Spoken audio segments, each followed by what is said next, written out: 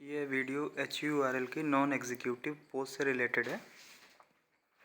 मेरे पास कई फ़ोन आए और कई मतलब कमेंट्स मैंने देखे जिसमें लोगों में कुछ कन्फ्यूज़न चल रहे हैं ट्रेड टेस्ट को लेके, सैलरी को लेकर और कंपनी रहने के लिए क्वार्टर प्रोवाइड करेगी या नहीं होगा, या किसी ने अपना प्रेफरेंस गलत डाल दिया है कि पोस्टिंग के लिए, और सैलरी का क्या मतलब इंक्रीमेंट उसमें कितना है, क्या कैसे होगा, क्योंकि सैलरी बहुत कम है CTC अगर देखा जाए।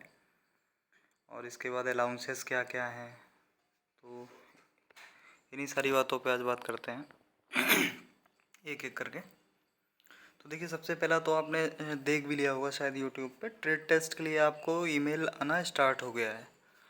तो ट्रेड टेस्ट का अभी तो जैसा कि देख रहे हैं कि अभी फ्रेशर्स को ही ईमेल आ रहा है।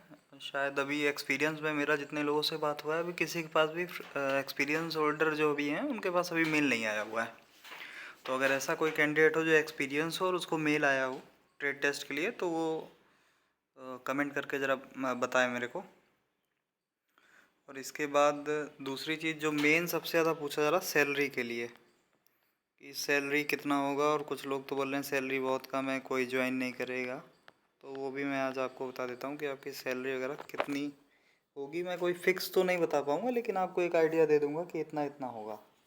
एक एक करके मैं बताता हूँ आपको। जैसे देखिए, फ्रेशर्स का आपको CTC पर एनुअल 3 लाख। अब CTC क्या होता है? CTC का मतलब होता है कॉस्ट टू कंपनी।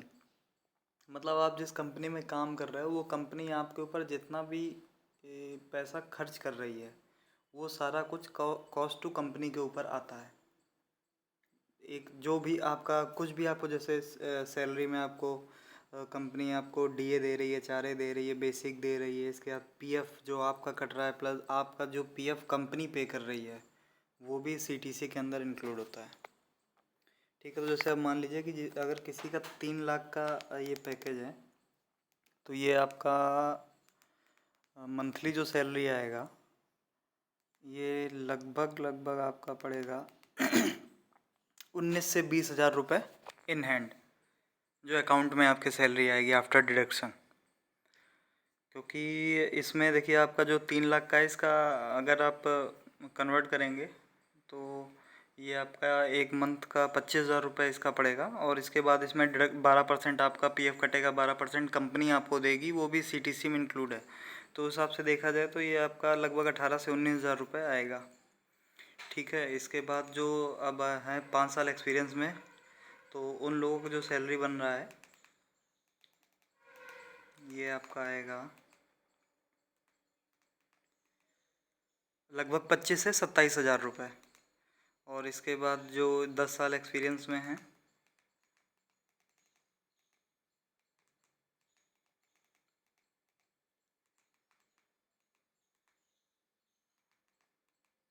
ये आएगा 30 हज़ार से 31 हज़ार रुपये के बीच में। इसके बाद जो 15 साल एक्सपीरियंस में है, इन कैंडिडेट का आएगा लगभग 36-37 हज़ार रुपये। तो अब इसमें ये तो हो गया आपका सैलरी का। ये मतलब मैं कोई बिल्कुल ऐसा आपको नहीं बता रहा हूँ एग्जैक्ट कि यही मिलेगा। हो सकता है 1000 या 2000 रुपये ऊपर नीचे हो सकता है। तो इसमें आप ये कमेंट मत करें कि नहीं ऐसा नहीं, ऐसा है और कोई ज्वाइन नहीं करेगा या ये वो, तो ऐसा कुछ वो नहीं है। अब दूसरी चीज़ एक चल रहा है कि हाउस मतलब क्वार्टर कंपनी देगी या नहीं देगी। देखिए, प्रोडक्शन यूनिट है और बड़ी यूनिट है। दूसरी चीज़ ये है कि 24 घंटे प्लांट चलेगा, तो 8-8 घंटे की शिफ्ट होंगी, 3 शिफ्ट होंगी। तो जहाँ तक मेरे को लग रहा है कि ये मतलब इनके क्वार्टर वगैरह बने भी हुए हैं। जैसे गोरखपुर में मेरी लोगों से बात हुई तो उन्होंने बताया है कि साइड में क्वार्टर भी बना रखे हैं इन्होंने। तो रहने के लिए वो फ्लैट फ्लैट टाइप के होते हैं, 4 मंजिल 5 मंजिल वाले। तो उसी में आपको रहने के लिए शायद मिलेगा, क्योंकि सैलरी स्ट्रक्चर इतना कम है, तो शायद कंपनी रहने के लिए आपको क्वार्टर प्रोवाइड करेगी। ठीक है। इसके बाद आता है ट्रांसफ़र।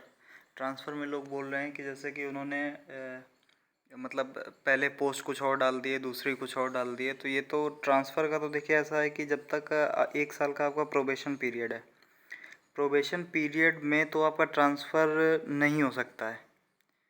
इसमें भी कंडीशन होती हैं कई सारी। हाँ, ट्रांसफ़र जो भी होगा वो सिर्फ म्यूचुअल बेसिस पे हो सकता है कि अगर कोई बरौनी से गोरखपुर और गोरखपुर वाला बरौनी जाना चाहता है तो वो आपस में म्यूचुअल ट्रांसफ़र ले सकते हैं।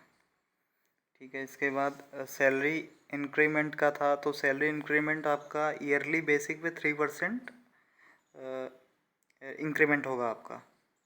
और फिर कंपनी अगर टाइम टू टाइम जो भी स्ट्रक्चर में चेंजमेंट करेगी तो वो आपका इंक्रीमेंट होगा, वो आपको पता लगता रहेगा। इसके बाद आपको सैलरी में क्या क्या मिलेगा, आपका बेसिक होगा, डीए होगा, एचआरए अगर कंपनी रहने के लिए आपको क्वार्टर नहीं देती है तो आपको एचआरए मिलेगा, अदरवाइज़ एचआरए आपका डिडक्ट हो जाएगा। या हो सकता है इस सीटीसी में एचआरए ऐड ही ना किया हो अगर कंपनी अगर आपको क्वार्टर देगी रहने के लिए। इसके बाद डिडक्शन में आपका पीएफ कटेगा 12%। और अगर सुपर एनुएशन फंड, जिसे रिटायरमेंट फंड भी बोलते हैं, वो आपका हर कंपनी का अलग अलग होता है। किसी में 5% होता है, किसी में 6% होता है, किसी में 4% होता है, वो होगा। इसके बाद जो